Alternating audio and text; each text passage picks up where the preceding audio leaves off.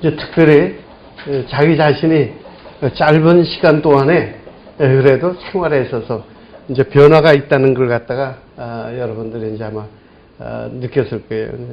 이 변화라는 것이 정말 변하기 힘든 게 사실인데 변화를 거부하게 되면 사람이나 회사나 뭐 여러 면에서 실패한다 그럴까요? 아니면 발전이 이제 있을 수가 없죠.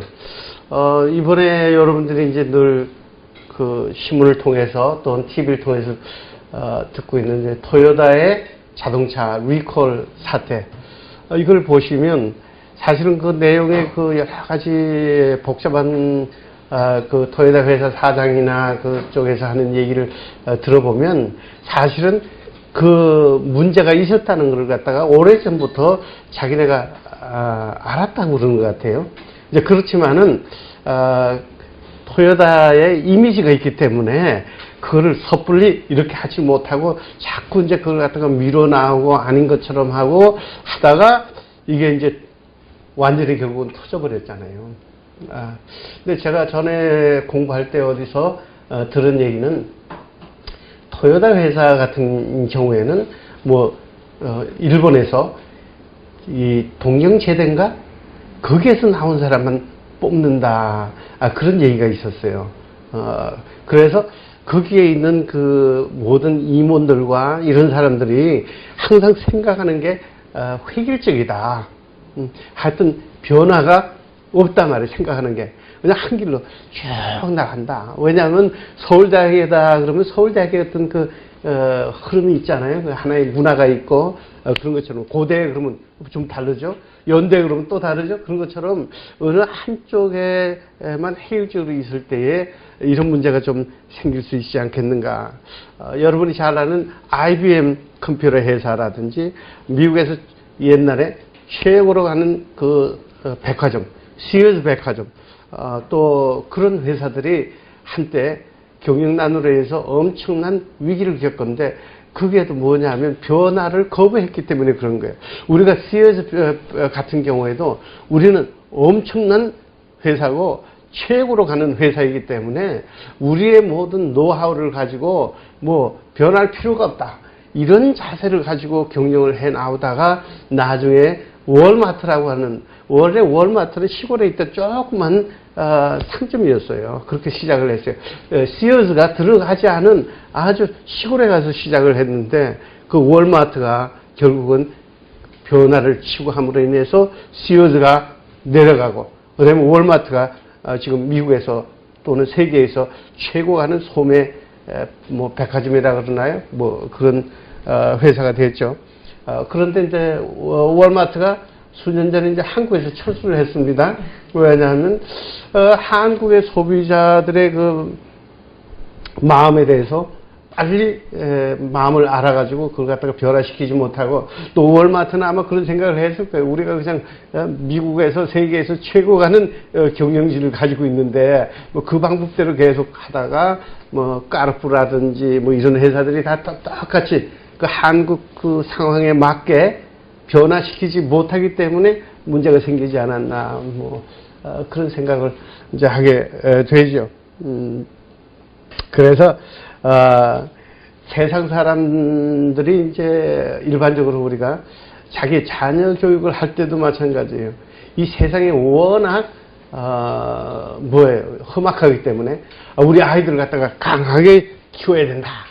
그래야 세상에서 이겨나갈 수 있다. 이렇게 이제 얘기를 하지만은 강하게 획일적으로 나가다 보면 강한 것은 부러져요. 그렇죠?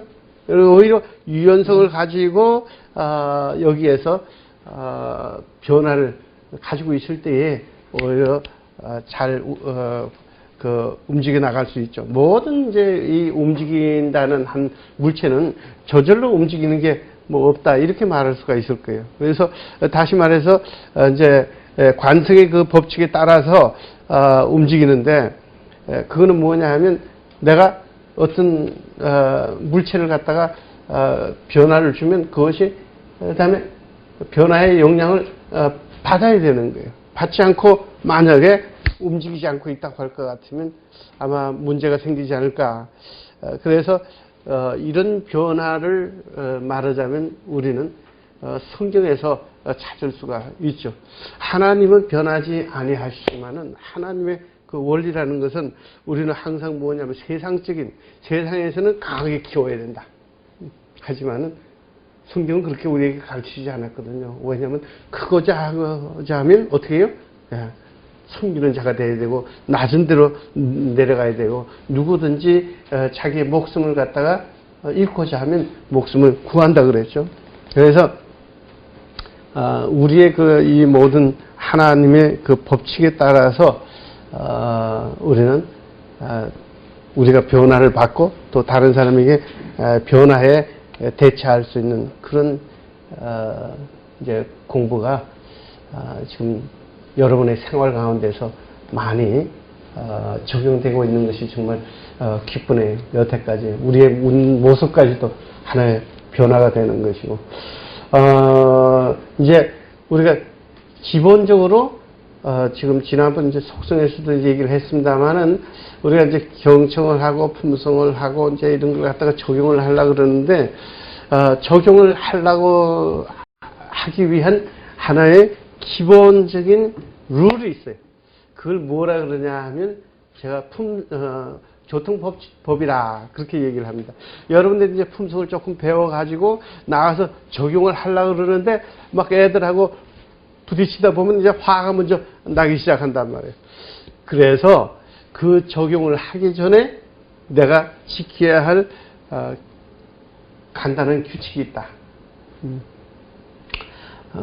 그 규칙이 없으면 어떻게 되나? 여러분이 다 운전을 배워가지고 전부 다 그냥 차를 끌고 나간다고 하면 어떻게 되겠어? 자기 마음대로 다 운전을 할 거예요. 그렇기 때문에 나라에서 교통법을 만들어 놓은 거예요. 그래서 모든 사람이 그 교통법에 따라서 움직여 나가는데 이제 그런 의미에서 다음번에 품성을 실시하는 데 따른 기본적인 약속 그 중에서 제일 첫 번째 무조건 하고 제일 먼저 시작해야 될 게 이 미소 훈련이에요. 그러면 이제 미소 훈련을 하고 난 뒤에 그 다음에는 이제 우리가 어떻게 해야 되느냐. 그 다음에 이 교통법은 아주 기본적인 자세예요. 기본적인 자세로 제일 먼저 손가락 하나, 여러분 손가락 하나 이렇게 하세요. 손가락 하나. 이게 뭐예요? 요 손가락처럼 똑바로 앉는 거예요.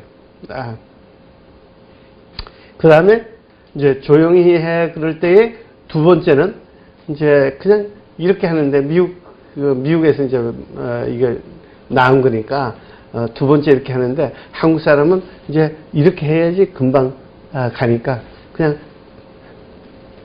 이렇게 하면 안 됩니다. 두 개라도 이렇게 해야 돼요. 그 다음에 이제 우리가 스마일을 할 때도 세 개, 그러니까 세 개 그럴 때 이제 미국식으로는 세 개죠. 그렇죠. 한국식으로는 세 개가 아마 이렇게 될 거예요. 그런데 미국식으로 이런데 뭐 이렇게든 저런데 복잡하니까 저희는 아까 뭐예요? 그냥 이렇게 하는 것이 제가 아마 이쁘다. 좀 예쁘지 않아요? 제가 이렇게 하니까 귀엽죠. 그래서 우리는 이제 이렇게 합니다. 그 다음에 이제 손바닥으로 이렇게 바닥을 올려서 또 우리가 이렇게 하게 되면 그 뭐 하는 거예요? 일어서는 거예요. 여러분 일어서세요. 다 같이. 그 다음에